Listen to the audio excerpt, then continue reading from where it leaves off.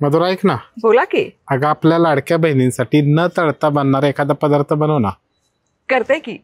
नमस्कार, मी Madhuraj recipe foodie मध्ये तुम्हा सर्वांचं खूप खूप खूप मनापासून स्वागत. अगदी अवघड वाटणारी रेसिपी आज एकदम सोप्या पद्धतीने तुम्हाला करून दाखवणार आहे. अचूक प्रमाण, अचूक मेजरमेंट सहित आणि खूप भांड्यांचा पसारा न करता, अजिबात टेन्शन न घेता तुम्ही हा पदार्थ करू शकता. ते म्हणजे आपली चटपटीत चमचमीत अशी सुरळीची वडी. म्हणजे पानाच्या डाव्या बाजूला प्रत्येक वेळेस काय वेगळं वेगळं करायचं, तळ केलंच पाहिजे असं काही नाही. तर असे हे छान हलके फुलके पदार्थ देखील तुम्ही तयार करून ठेवू शकता. तर यासाठी काय करायचंय, यासाठी आपल्याला घ्यायचंय 1 कप दही. यामध्ये बरोबर 1 कपच पाणी आपण घालूया. आता इथे 1 कप दह्याऐवजी 2 कप ताकाचा जरी वापर केला तरी चालेल, पण हे अगदीच परफेक्ट प्रमाण आहे. आता इथे मी काय केलं, 4 ते 5 लसूण पाकळ्या घेतल्या, 4 ते 5 हिरव्या मिरच्या घेतल्या आणि मिक्सरमध्ये एकदम जितकं शक्य असेल तितकं बारीक दळून घेतलं, पाण्याचा अजिबात वापर न करता. बघा काय सुंदर पेस्ट तयार झाली. ही पेस्ट घालूयात. त्याचबरोबर हळद अर्धा चमचा, चवीपुरतं मीठ आणि 1 कपच यामध्ये बेसन घालूयात. आणि हे सगळं व्यवस्थित एकजीव करून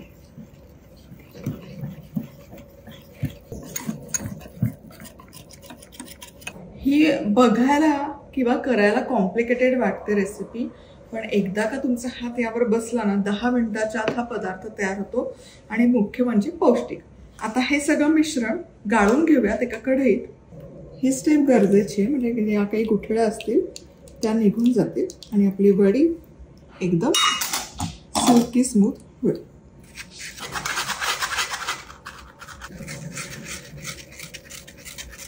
चला आता मध्यम आचेवर गॅस सुरू करायचा आणि हे मिश्रण एकसारखं ढवळून शिजवून घ्यायचं. हे शिजत असताना ना अजिबात इकडे तिकडे बघायचं नाही, इकडे तिकडे जायचं नाही. एकसारखं हलवतच मिसळतच शिजवून घेणं अत्यंत गरजेचं आहे. जेमतेम 5 मिनिटं झालेत आणि इथे बघाल हे मिश्रण व्यवस्थित असं आहे ना दाटसर व्हायला सुरुवात झाली, म्हणून हे एकसारखं ढवळत राहणं गरजेचं आहे, नाहीतर काय होईल ना त्याच्या गुठळ्या होतील. चला आता हे मिश्रण अगदी घट्ट झालंय आणि हे तयार झालंय कसं ओळखायचं हे बघ.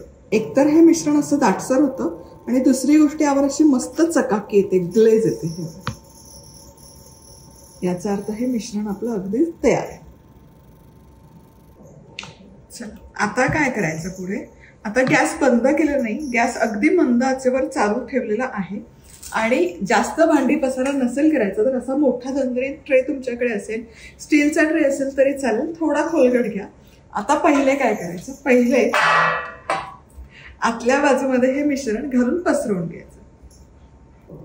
आता हे मिश्रण घ्यायचं पळीभर आणि यामध्ये असं एकसारखं पसरवून घ्यायचं आणि एखादं उलथानं घ्यायचं किंवा असा चपटा स्पॅटुला घ्यायचा आणि पटापट हे मिश्रण आहे ना असं पसरवून किंवा सरकवून घ्यायचं.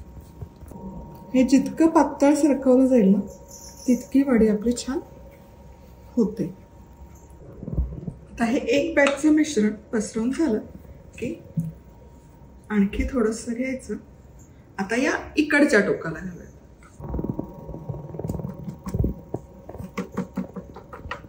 आणि हे उलट्या दिशेने पसरवून घ्यायचं, म्हणजे हे एकत्र मिळून येईल.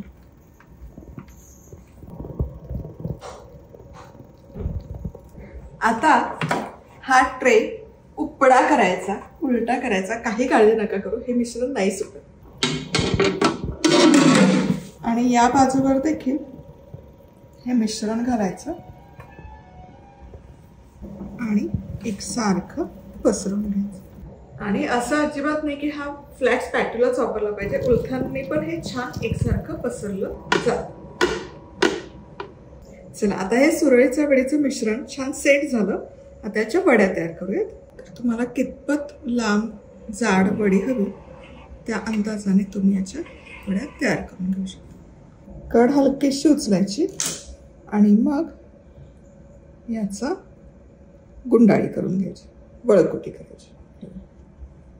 किती सोपं आहे. वा वा वा. अगदीच पातळ झाली वडी. आता ही पहिली झाली ती प्लेन सुरळीची वडी. पण इथे थांबून कसं चालेल ना, तर भरली पण सुरळीची वडी करू शकतो. मग काय करायचं, छान असा ओल्या नारळाचा चव भुरभुरायचा.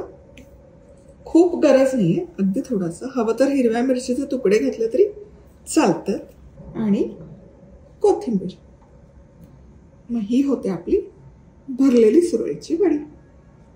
चला, आणि ही पण याची पण गुंडाळी करून घ्यायची. कड सोडण्यासाठी हलका सुरीचा वापर करावा लागतो, पण एकदा सुटली की मग ही सुरळीची वडी पण सुटते.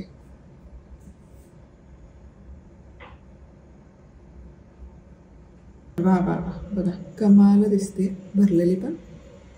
वरच्या बाजूच्या वड्या काढून झाल्या की ट्रे असा उपडा करायचा. बघा नाही सुटलं की. तर यावर देखील कोथिंबीर घालून घेते आधीच मी, आणि ओल्या नारळाचं चव.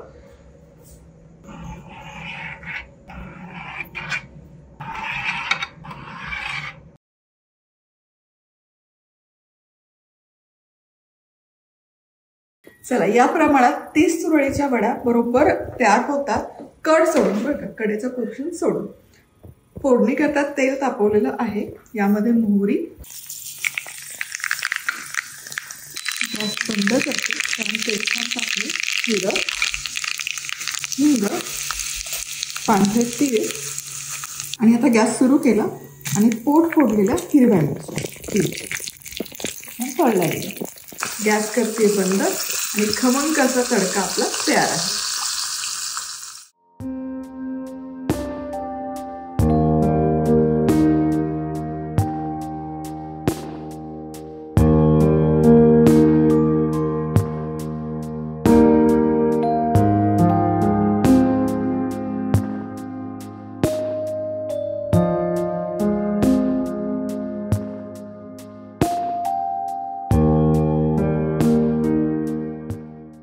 एक कप बेसन घेतलं तर त्यामध्ये 30 छान अशा टुमटुमीत सुरळीच्या वड्या तयार होतात.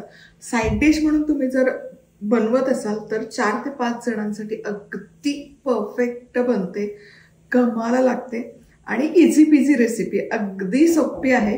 अशाच छान छान रेसिपीसाठी पटकन सबस्क्राईब करा. पुन्हा भेटूया. तोवर मस्त राहा, खुश राहा, आनंदी राहा आणि सगळ्यात महत्त्वाचं खात राहा.